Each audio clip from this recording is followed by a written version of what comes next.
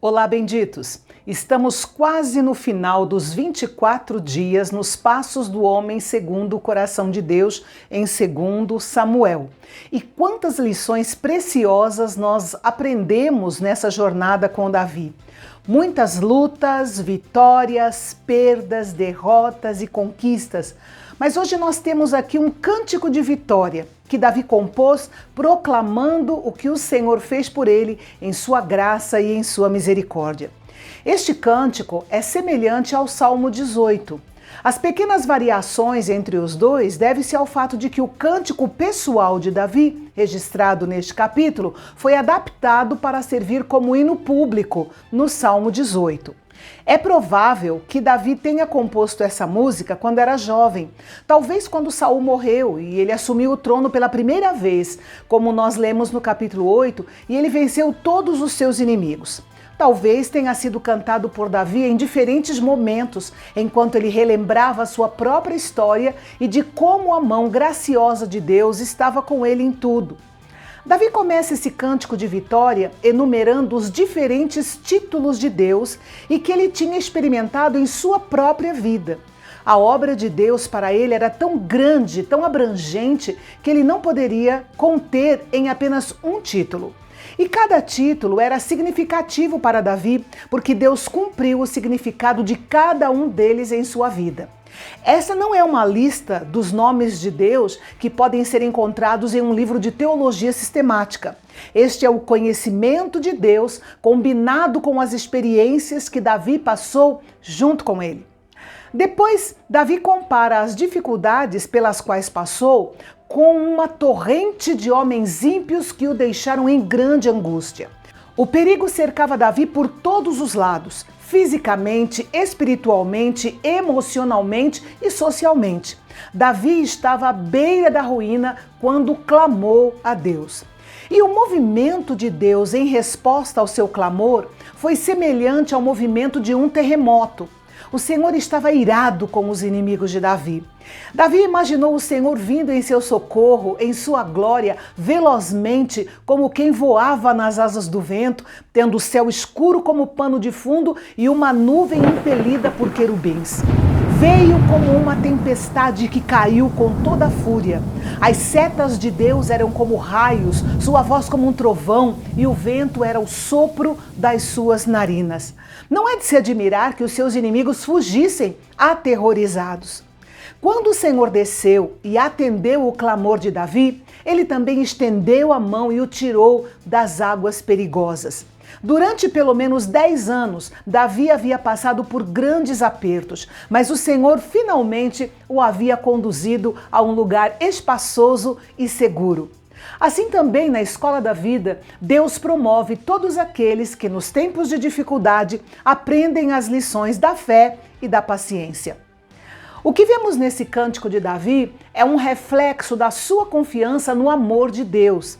Ele vê um Deus amoroso que não tolera a angústia do seu filho amado.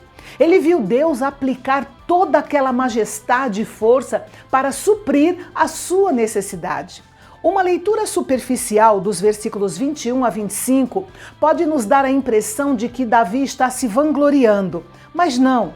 Davi louvava ao Senhor por tê-lo capacitado a ter uma vida irrepreensível em meio a tantas situações adversas.